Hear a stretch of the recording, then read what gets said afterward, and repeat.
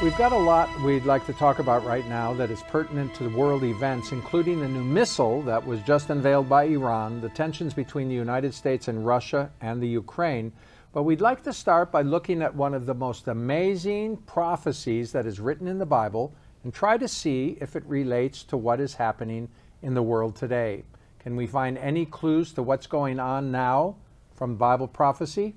The passage that we'd like to look at was actually given in the form of a dream that the Babylonian king Nebuchadnezzar had around 600 BC, almost 2,700 years ago. He had this dream, but then forgot it, and he was so troubled that he said he was going to kill all of his wise men if they couldn't tell him not only the dream's interpretation, but also the dream itself. Now, at this same time, the prophet Daniel was a slave in Babylon and was serving Nebuchadnezzar with some of his fellow Jews as one of the king's wise men. So Daniel starts praying about all this, and God showed him both the dream and the interpretation. The result of the prophecy is found in the second chapter of the book of Daniel, which is probably the shortest and most concise overall picture of history and the future of the world. The dream describes 5 great empires that have existed, from ancient Babylon to the final empire that will one day rule the world, the empire of the Antichrist. This dream doesn't include the first 2 empires of Egypt and Assyria because they had already passed on at the time of this dream. So in Daniel chapter 2, he tells the dream to Nebuchadnezzar in verses 31 through 35, and the interpretation of the dream in verses 37 through 44. The dream describes a large statue, and Daniel tells the king that the golden head represents his kingdom, the kingdom of Babylon. The statue's breast and arms are made of silver, and Daniel gives the king the interpretation. After you shall arise another kingdom inferior to you. According to history, the dual kingdom of Medo-Persia followed Babylon, which is depicted here by 2 arms. Persia was the stronger of the 2, just as in the body one arm is usually stronger than the other. The dream goes on to say that his belly and thighs were made of brass. The interpretation says another 3rd kingdom of brass will bear rule over all the earth. We know from history that this 3rd kingdom, the one to follow Persia, was the Macedonian Empire of Alexander the Great. It extended almost from Italy in the west all the way to India in the east, and all the way from southern Russia down to Africa, dominating the world of his day. And then in the image, the legs were made of iron. And since we already have the fulfillment of history, we know that this 4th kingdom was Rome, 2 legs of iron. In its decline, Rome was divided into an Eastern and Western Empire. The Western Empire was ruled by Rome, and the Eastern Empire ruled by Constantinople. And finally, we get to the last part of the dream, the feet and the toes of this statue. Daniel says his feet were made partly of iron and partly of clay. The iron and clay of the feet represent the 2 types of governments that the world has known since the fall of Rome, democracies and dictatorships. And how are these governments like iron and clay? In the Bible, clay usually symbolizes the people or democracy. It's also a weaker form of government and doesn't have the strength of iron, which represents totalitarian military dictatorships and their iron rule. There's also an extraordinary interrelationship between the course of the world governments and God's people. All of the former empires from Egypt all the way to Rome ruled over God's people, but since the end of the Roman Empire, no power has dominated God's people because they're all scattered in every nation on earth. Both his former people, the Jews, and his spiritual children of today, the true Christians. And since the fall of the Roman Empire, there hasn't been one power that has dominated the earth. But according to Bible prophecy, this is all going to change soon with the coming government of the Antichrist. So as we look at the toes in this image today, we wonder if there's any evidence that there are 10 governments right now which represent these toes. I think you can either take this literally as 10 governments, or you could say it's a general number of nations ruling the world in a forum like the United Nations. I don't know.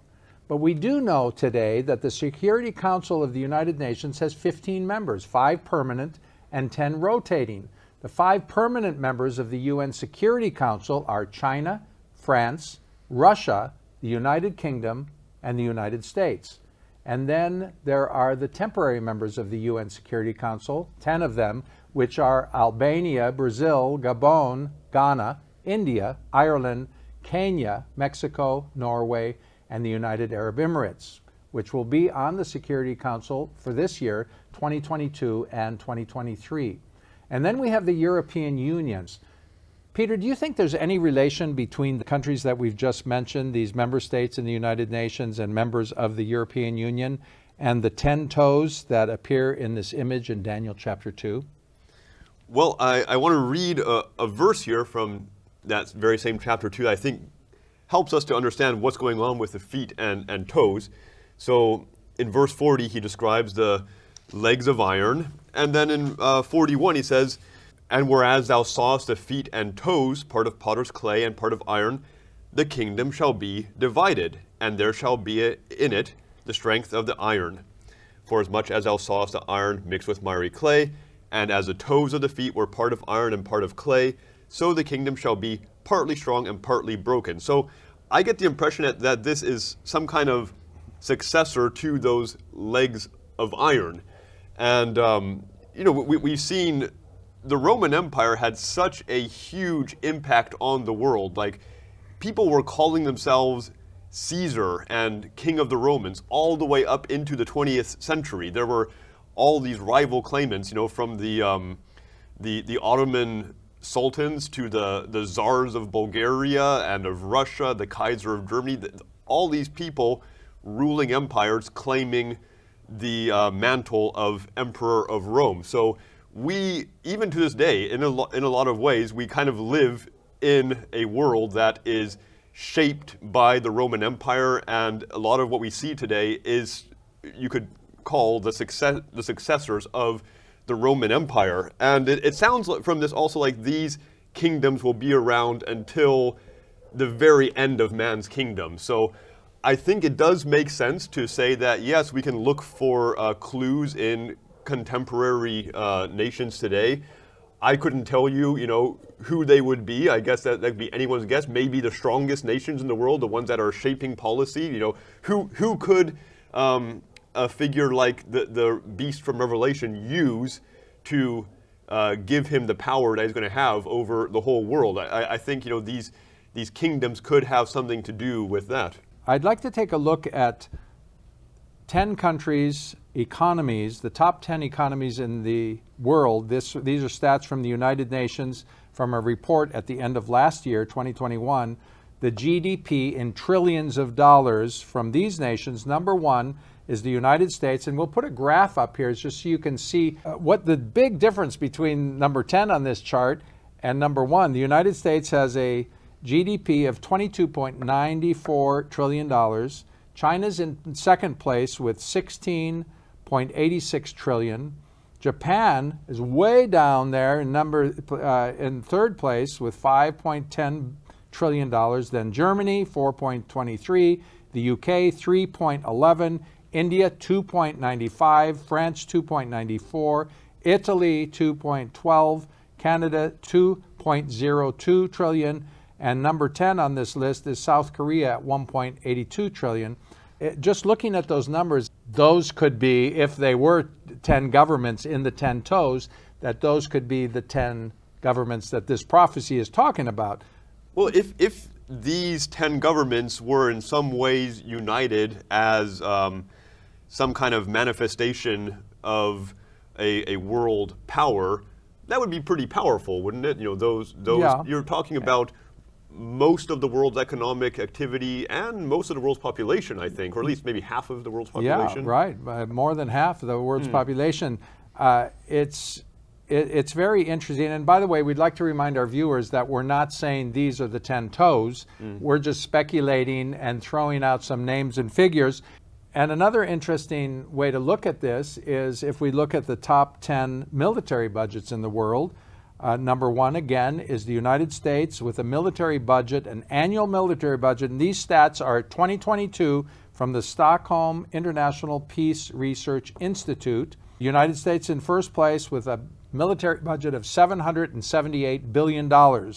Number two, and look at the difference in the numbers here, China with $252 billion budget. India with a military budget. Number three, India, $72.9 billion. Russia is in number four with $61.7 billion. United Kingdom, $59.2. Saudi Arabia, that little country of Saudi Arabia, comes in at number six, $57.7 billion. Germany is number seven at 52.8. France, 52.7. Japan at 49.1, and number 10 is South Korea at 45.7. You see that on the screen right now. So there is some correlation between the top economies and the top militaries. We even see South Korea right there at number That's right. 10, China and the U.S. So some of the countries that are on both of these lists are definitely the United States, China, Japan, Germany, not the UK, of course, India, France, and South Korea. The only two that are on the first list that are not on the second list are Italy and Canada. So there you have 8 countries that represent a good more than half the population of the world, and they're on these 2 lists. Wow. As far as making the most money and having the biggest military budgets, or here in the United States we call it a defense budget. The United States, being the peace-loving country that it is, has a pretty big military budget, and they're not afraid to muscle their way around the world, like sending 6,000 more, 3,000 last week and 3,000 this week to Poland to bolster the NATO troops there in this conflict between Russia and the Ukraine. So often it goes from showing force to using force, so the idea of peace through strength very often just goes to war with this strength. Huge military budget that the United States has. I can imagine that if I was a general in the United States military, that I wouldn't want to just sit around in my office all day. I would like to maybe use some of the equipment that we have to do my job. Sure. Fight. Yeah. You have a whole professional class of high-ranking officers who have planned for these things and thought about them their whole lives. And yes, just like any professionals, as you said, sometimes just want to do their jobs. And now I know there are a lot of very responsible, level-headed generals and officers, but that certainly is a risk. When you have the ability, you have that power, you have that training, well, what's it all for, And as we've seen, the U.S. has many times in recent history used their military in a pretty disastrous way. The United States has very big interests invested in a huge war machine, and that is the United States military. And you don't just create that, like you said, maybe it's created just to keep peace in the world, but maybe it's created for other reasons, like to make sure that the situation in the world stays the way it is, so that some of the big industries that are based in the United States can stay in control of the sales and the manufacture of goods and the whole economic. It's by no accident that the United States has the strongest economy in the world, and the strongest military. Exactly. Yeah, the biggest GDP and the biggest military and the global reserve currency. And not just reserve currency, but the currency that is used for a good majority of all international trade and transactions. Kind of stands to reason that the countries that get to the top, they do so through military means, by using force, by showing force. And you mentioned the Second World War, and that was really, in some ways, kind of an end-of-the-world situation. The old orders were crushed, destroyed, and a new world kind of emerged out of it, which the U.S. helped to build and shape, and they did a lot of good. They helped, to rebuild Japan and Germany, and a lot of they gave aid to a lot of the world. But they also were never really able to get off of that war economy. And I think that having this worldwide dollar economic system in place went right along with having a worldwide military system in place. And we're kind of still living in the legacy of that. That brings us to the Middle East question, and that is the United States and its relationship with Israel. Why do you think that the United States is such a staunch ally of Israel today? What is the reasoning behind that? I think the U.S., and Americans in general, see in Israel kind of a kindred spirit. These are this is a well-developed country, modern, kind of liberal thinking, highly educated, very much kind of a Western society in this area where they have a very recent, even current history of theocracy and military dictatorship. So the United States and other Western countries look at Israel and it fairly favorably because they do have some pretty good things to them that are sadly lacking from the countries that are around them. I guess there's also, of course, the holdover from World War II, where a number of nations supported Jewish refugees going to Israel, supported them financially, supported them militarily to help them get set up and established, and that has also just kind of continued on to this day. I wonder if the Israelis, the Jews that live in Israel, would, they've received a lot of goodwill from people in the United States and around the world, actually. I wonder if there's any payback to the Palestinians from the Israelis. Oh, we've been treated, nicely. We've been given a lot of help. Maybe now it's our turn to help the Palestinians. Do you think that exists anywhere in Israel today? Looking at it from the outside, we see kind of the longer trend where the Palestinians end up seemingly with less and less, and while Israel continues to develop and grow as a modern nation, and the Palestinians have less possibilities, less economic advantage, and just less land in general. And the trend continues. Israeli occupation in the West Bank, sure, where there was supposed to be some agreement where the Israelis would no longer try to build settlements and housing in the West Bank, but they continue to do that. There is a group of Israelis, though, who are trying to push back against that. Israelis who are on the left side of the political spectrum, because Israel is very right wing when it comes to the relations between Israel and Israelis and Palestinians. But this is a really interesting story of something that is happening right now.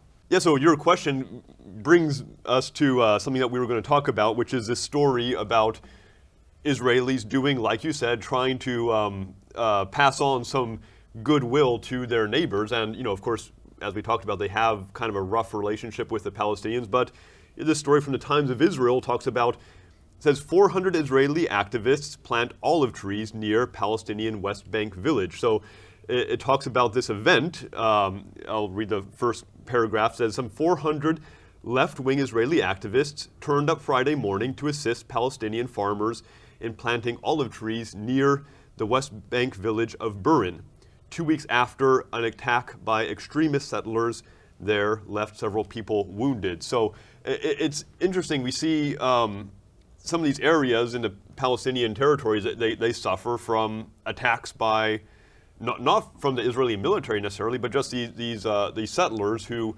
will literally go in and cut down their orchards and vandalize homes and cars and make things very difficult on the Palestinians. And so there's also these Israelis who go in there saying, hey, we're here to help. We want to help make things better. And I think we can see just all over the world, there are people who do things according to Jesus' commandments. So so it seems like these left-wing Israelis that are planting these olive orchards to help the Palestinians are obeying what Jesus said when he said, treat your neighbor as yourself.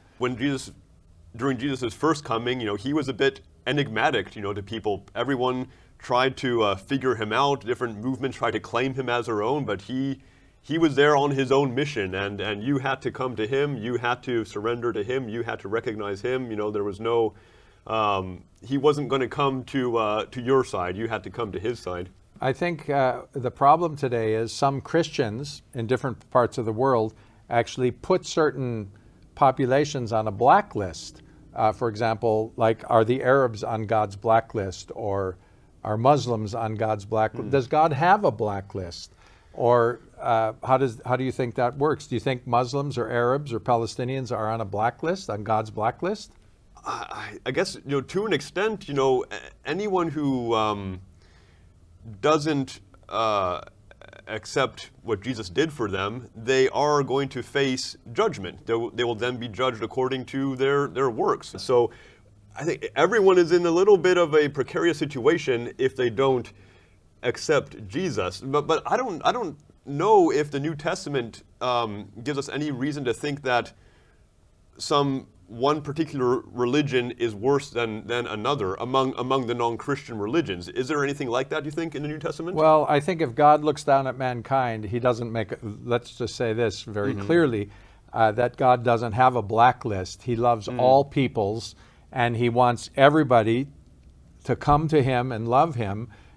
Atheists, Muslims, Christians, Jews, Hindus, Buddhists, you name it. I think he wants all people. I don't think God has a blacklist, and I think he loves all people the same, but he gives us he didn't make us robots. We can choose to love him or not to love him, and those are good points. Yes, and if we don't come to God through his son Jesus, then you're going to be judged by your works. You better have some good works, yes. but and that's not even going to get you into the kingdom of God according to the Bible. Well, we've got this situation in Iran right now, big in the news. Iran has a new missile, and this new missile can project itself all the way to Israel, about 1,500 kilometers, about 900 miles. What's the big deal about this? Hasn't Iran had missiles like this in the past? Why is it in the news right now? No, this seems to be kind of a favorite story for the U.S. news media. The missile test. The missile test is kind of a staple of American media. Now, you've been reading the news longer than I have. How far back does this go, do you think? Like this alarmism over some poor country somewhere else launching a missile? Certainly it goes back to the early 60s, the Cuban Missile situation there, and probably toward the end of World War II when they were developing the first missiles that could go long range. And it's been in the news ever since. Now, when you look at who's got the atomic bomb today in the world, doesn't that guy in North Korea have atomic weapons? He does. And he hasn't used them yet. He hasn't used them, and sadly, the reaction to North Korea is kind of making a case that having a nuclear weapon can give you some security. There's no the war drums beat louder for countries that don't have nuclear weapons than for countries that do. If you're in the Iranian government and you looking for long-term security, and then you look over at China, North Korea, all these nuclear powers, and you might be wondering, hey, that could work to our advantage. What if we had one of those? Very good point. I wonder what it would take as we talk about the 10 toes. It's interesting, these 8 countries that we mentioned earlier that are on those 2 lists, the biggest economies and the biggest war budgets. What would the world look like for one man or one government to take over the whole world? Can we see that happening in the world right now? It's hard for me to imagine one government taking over the whole world right now, even with all the tension in the world today. It seems like there'd have to be some big catastrophe or atomic warfare or the whole millions of people getting killed before someone could emerge to take over the world, like we talk about the antichrist coming on the world scene. No, we talked about this a bit before, and you told me that, just like kind of what you said right now, how you don't necessarily see how it would happen without some really big change. Now, do you think a war, would that be the only catalyst, or could there be some other kind of catalyst that could bring in a figure? You mean like the pandemic? Is that what you're referring to? Or it has to be some kind of economic collapse or big war or huge plague that really affects and kills off so many people. Yeah, something that the whole world would want saving from so badly that they would accept this ruler. Because you have to give up your sovereignty as a citizen of whatever country you belong to. Yeah, if we're looking at Revelation chapter 13 with the mark and these very strict rules that involve worshiping the beast, that takes some heavy persuasion to get people to that case. But we do see, because you mentioned a big war, and these former, we can call them world rulers, like the ones mentioned in Daniel, a lot of them just had a big war and they took it, and then a number of them made their subjects worship them on pain of death. So it could go that way. It could be a number of ways it could go. Yeah, you look at the Macedonian Empire under Alexander the Great. The roots didn't go down that deep. So as soon as he dies, the whole kingdom gets split into 4 parts. Even the Roman Empire, the Roman Empire had, their roots were much more grounded, and it lasted a lot longer. You take somebody like Hitler, who wanted the 1,000-year reign of the Third Reich, and his roots weren't that deep. It didn't not take that much to uproot what he was trying to do. I think there's going to be a comparison. You mentioned Hitler. There's a good comparison between him and the beast, or the antichrist, because the antichrist also doesn't have a very long reign. He's also a very violent, destructive person who, you read Revelation, you see the kind of things he does, and like Hitler, he's also going to be It's going to be either he comes into this world scene predominantly and maybe has 7 prominent years, and then 3.5 really tough ruling years where he rules the world with a fist of iron. But that's relatively a short period of time when you look at world history. Yeah. You come up against God, and you kind of violate every law of nature and every law of what's acceptable as a ruler, and you'll be out of there pretty quickly. And I think that's what we'll see when this very devilish ruler tries to rule the whole world. He's going to fail in a few years. And we say devilish, but he might be pretty nice to look at when you have a lot of problems going on in the world, or catastrophe of whatever it might be. Can you imagine yourself as a citizen of the country that you live in, giving up your sovereignty? Let's say you're French or German or Japanese or British or American. Can you see yourself giving up your nationality to become part of one world government? We'd like to hear your comments below, and any comments that you have on anything we spoke about here. How do you see the image in Daniel chapter 2 and the 10 toes? Do you see those as governments that are going to, of which the Antichrist is going to come out of? If you haven't subscribed to our channel, we'd like to give you that invitation right now. We look forward to hearing from you. Please leave your comments below. See you again soon.